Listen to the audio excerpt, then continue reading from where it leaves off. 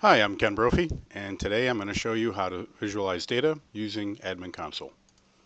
So before we can visualize the data, we need some data to visualize. So I'm going to pull up Shapes here, Shapes Demo, publish a couple of triangles, a few of them actually. Let's do green, and how about an orange, and also a square. Okay, now we've got some data, and let's kick off Admin Console.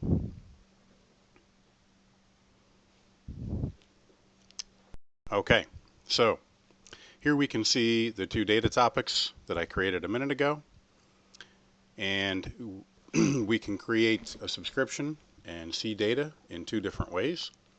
First one is we can pull up the triangle topic, go to Topic Data, and push the Subscribe button. You can do the same thing by right-clicking and doing Subscribe. And there's another menu item there for Visualize. We're going to see that later. So you get a dialog here to create your subscription, and there's a number of fields on this dialog. So the first one here is the data type. We happen to only have one data type. Topics can have multiple different data types in DDS, so there may be different types that you could use to create your subscription. If there are different data types, you can use this button to see the details of the one that you chose to make sure that it's the one that you wanted. You can also look at the IDL if you prefer IDL rather than the tree. Also, if you do not have any data types, if you don't send them on Discovery, or perhaps you're using Micro, which currently does not support sending of the data type information, you might need to load your data types from an XML file. You can do so with this dialog. You can pick your file. If you have include directories, you can add those here. Pick your string and sequence max bounds, and then go ahead and OK it. Once you do so, it'll populate this combo box here with your data types, and again, you can use the button to see the details of it. Also, you can pick your QoS. Inside of your QoS here, we pick the Admin Console Data Visualization, which has the minimum amount of requirements on your system, meaning best effort and volatile durability. But you can pick any one that you want. Also, if there's one of the built-ins that you want to use, you can check that box and get a lot more choices. And lastly, if you want, you can add your own QoS file in your own profiles through this dialog. When you do so, those will become available in this combo box and you can pick them.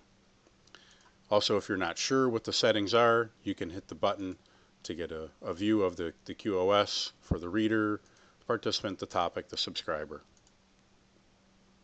Here you can override the values that come from the profile.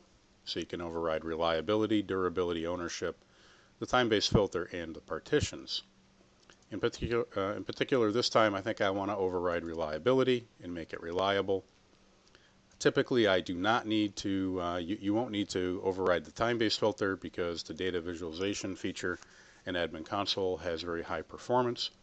So I would recommend starting with no filter and only change the filter if you need to, and that's something you can change later on.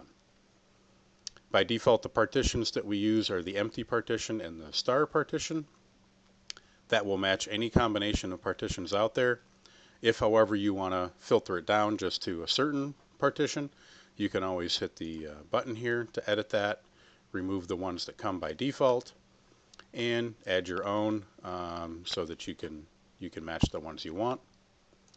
For the content filter expression, we could use an expression like x greater than 50 if we want to filter out values of x that are less than 50. Less than or equal to 50, but in this case I don't have any need for that, but know that it's there if you do need it. Lastly, we could filter by data writer. So in this case we've got 4 data writers. I don't have any need at this moment to filter by data writers, but if you were, for example, trying to see the data coming from a particular host or a particular process on that host, then you might want to filter and just see data from that particular data writer or that set of data writers. So you're welcome to do that too. That'll help you debug. Okay, so we okay the dialog, and we get another dialog here asking if we want to go to the data visualization perspective.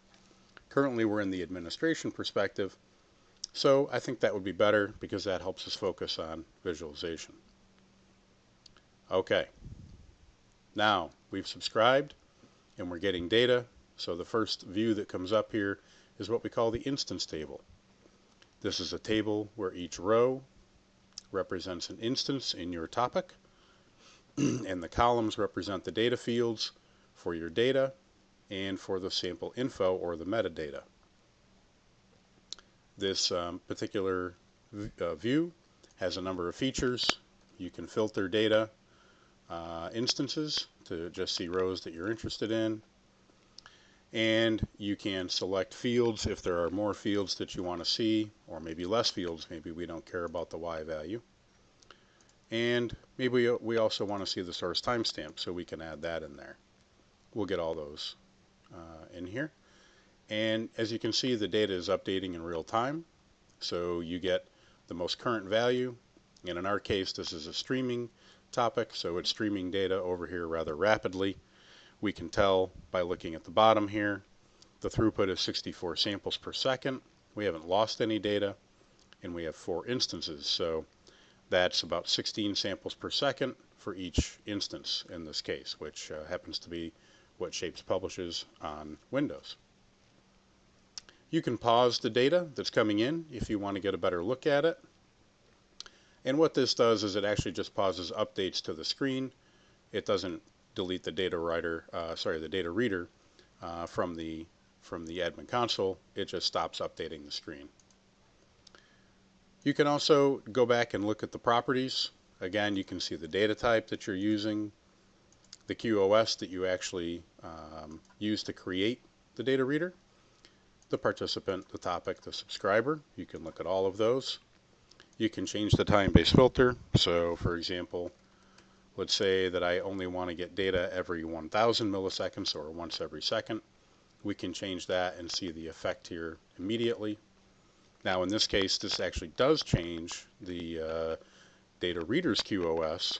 So now we're getting 4 samples per second rather than 64.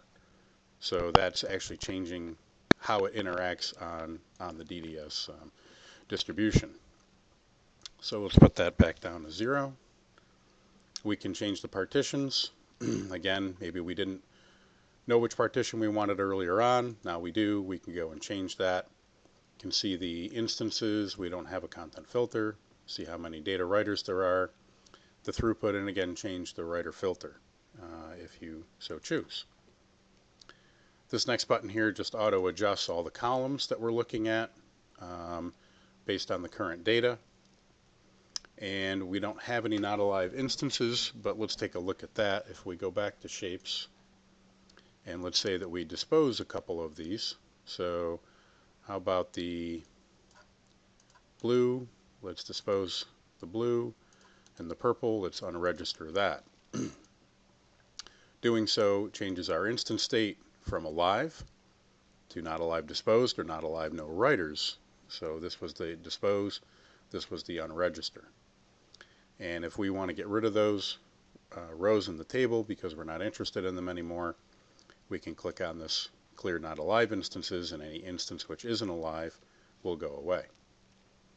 Lastly, here we have the export button. So if we click on the on the export button and export data to an instance table file, we can go back to the file system and take a look at that. And here you can see all the data that was in our table. It's basically a dump of our table out to the file.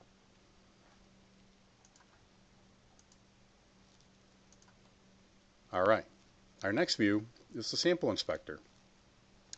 Currently the sample inspector isn't showing any data. Well, why is that? That's because I haven't clicked on either of these two samples, these two instances. So once I choose one of them, it will start filling in with data. Now it fills in data for all the fields of the data type. So you can see all the data values rather than only seeing a few of them here. you can see all of them, and they're in a vertical fashion. So if you have dozens and dozens of fields, this might be a better way to look at your data. It's a little more friendly to the GUI format. You can also look at all your sample info. You can see all of the metadata fields here, and as you can tell, they're updating in real time. Well, this is also kind of difficult to look at, so you can also pause this display and take your time and go through and look at all the bits of data here. Now, we clicked on this instance and the data changed. If we click on another instance, we'll get the different one now. Now we have green rather than orange. One thing you can do is, if you want to see both, you can get yourself a new sample inspector, and let's maybe drag it over here, and this one is looking at green. I want to lock him down, so I can turn this link with selection off, then choose orange, and now I can compare these two values. Of course, if I pause them, it'll be a lot easier. Now I can compare the two to one another. Just a little trick in case you're debugging and you want to compare a couple of pieces of data to each other to see what the differences are. Alright, let's get rid of that one. Turn our linking back on and unpause. We can also export data from the sample inspector. Now this one goes to a text file. So let's take a look at this text file. And basically what we get is a dump of all the fields, and then a dump of all the sample info, all the metadata. So this can be very helpful if you want to share data with a colleague. You know, why is this green getting to 120? It should have never gone above 108. Who knows, right? So this is the export. The next button here simply expands all the fields or collapses them all. So it's a quick access. If you have a lot of nested fields, a lot of nested data structures, you can simply hit the button. If you want to, clear out the selection for whatever reason, you can do so, and then pick the instance again, and then you've got your typical minimize, maximize buttons. Okay, now this is all helpful and it's useful, but the data is flying by rather quickly. What if I want to see the data values over time, and I don't want to pause the displays all the time to try to see what's going on? Well, we do have a view for that, and I'll come back here and use the visualize menu. Let's go to the sample log and visualize this data with the sample log. So the sample log has the same filtering ability as the instance table and the sample inspector. And it also has columns here that present the data. And the index is simply the next index for each piece of data it receives. It just increments through that, along with, it tells you what topic it's coming from, what instance, the source time, and the value of the selected fields. Now, you can show whatever you want with these columns. If you go into the configure button, and let's configure the triangle. So let's say we want to show angle, and let's see, and maybe the sample state.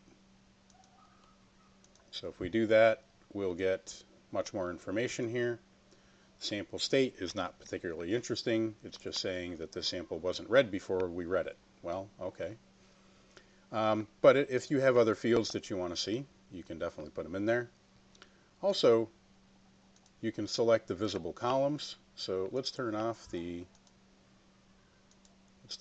sample state and go back to the visible columns, and maybe pick the publication handle and maybe the domain. And now we'll auto size the columns to fit the data. Okay, this is a little more interesting here.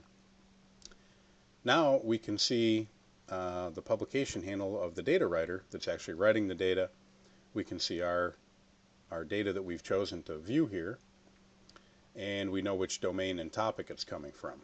Now again, this is moving rather quickly, so let's simply pause the updates here and take a look at one particular sample. Now when I clicked on it, you saw the sample inspector change. And this is where the sample log becomes very powerful. So I'm looking at green with 120 and 55, but if I use my arrow keys to walk down through the data, you can see the sample inspector changing with every data sample. So now I can take my time and look through every data sample and understand every update. For example, if I just want to see the green, then I can click on this and walk through and see every change that was made. So it looks like our Y value was changing quite a bit, but our X value was staying exactly the same, and our angle is changing a little bit each time. So that becomes very useful when you're using the sample log. The other really useful feature of this sample log is to view multiple topics at once. So for example, if I want to view the square and the topic and the triangle together, I can drag the square down here and drop it in. Now since I haven't subscribed to the square yet, it asks me, well, here's a subscription that you want to create. How do you want to set it up? So I'm going to use reliable again and leave all the rest at the default. So now, once I clear this out, we will see the triangle and the square data intermingled together in this view. And this is really powerful. Now, you may be trying to debug a request-reply type of topic. You can see the requests and the replies all together in the same view here. Select the request, look at the key fields, look at all the data fields. Select the reply, look at those data fields. Or perhaps you have a data processor and you want to see the data that goes into it and the data that comes out of it. So you could add the inputs and the outputs to this table, to the sample log, and you can walk through the different inputs and then look at the different outputs. And that's a very powerful debugging technique. Let's just pause this for a second. The other interesting thing is that with this publication handle, it's hyperlinked. So I can click on this particular sample, this red square, and see the exact data writer that wrote it. I can do the same with the green triangle and the same with the orange triangle, and notice that they're all different data writers. Now, of course, the square and the triangle have to be on different data writers because they're in different topics. But the green and the orange instances could have been written from a single data writer, or they could have been written from two data writers. In this case now, I've just found out, yeah, those are two different data writers. So the other interesting thing here, the other tools on the toolbar, you can clear out the sample log if you like. You can also export the sample log. So let's export it and then take a look at what we get.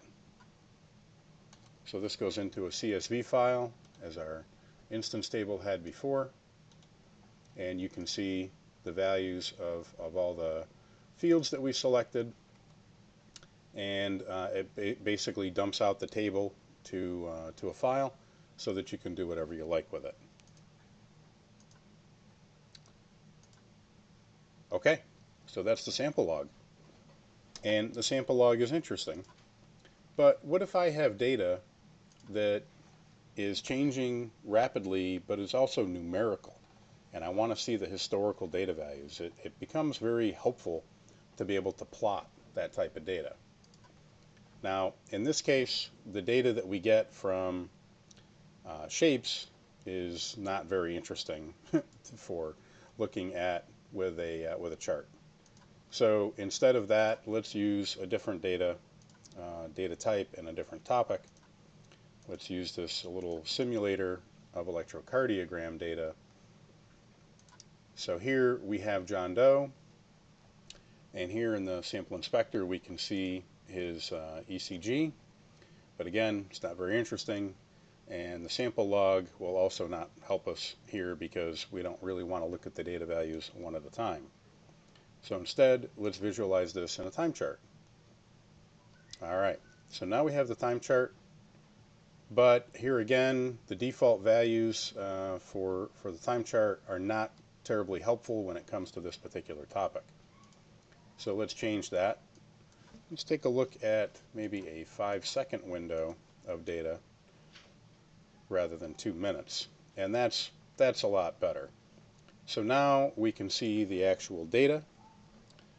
We can see what it looks like, and there's a lot of information to be gained just by looking at the chart itself, much more so than looking at text or tables, and it just has a lot more appeal. Becomes very obvious what you're looking at. And that's exactly what the time chart was intended to do. So here we can see that the values are scrolling in real time. The newest values on the right, older values on the left. If in fact we want to look at older values, we can switch it to historical mode.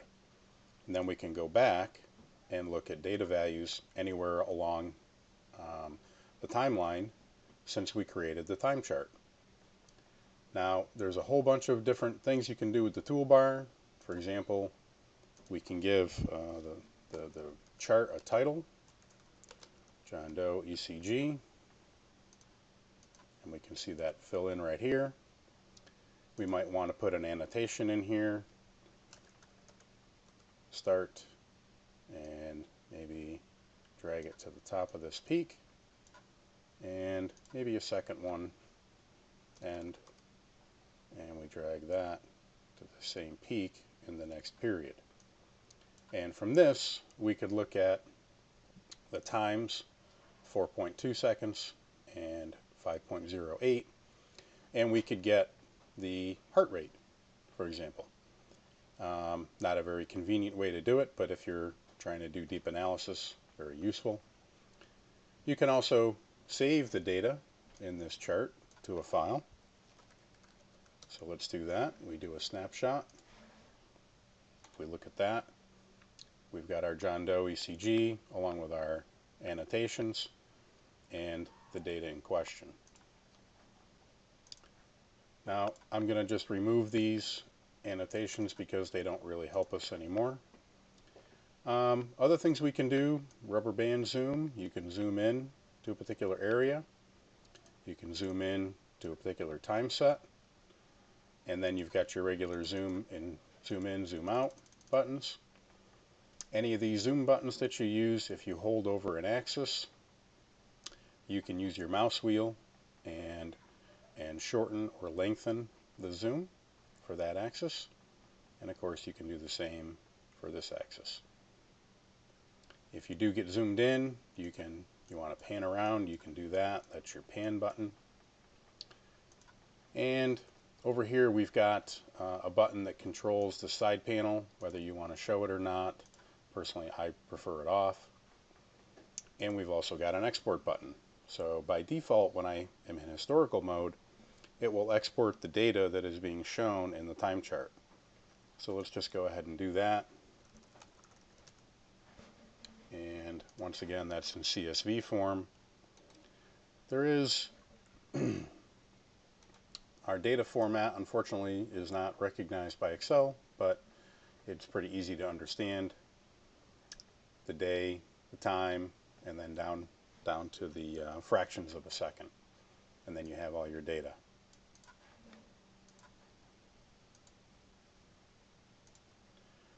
Lastly, if you want to change anything about the display of the trace, there's a number of different things that you can do. You can change which timestamp value is used to source or the reception. If you have multiple y-axes, which you can add right here, you can change which y-axis is being used to show it. Change your trace color if you like blue. Maybe we want a dashed line with 2 and triangles of size 5. Right, so there we go. And we get that updated display. This is how much memory is used to store the samples for drawing, and these are the number of samples that we want to store to disk. So by default we store 1 million samples to disk, which uses 16 megabytes. You can always change that if you want to store more data or less, depending on how much disk space you have. and that's the time chart. Of course, minimize and maximize. All right, I hope this has been helpful, and I'll see you the next time.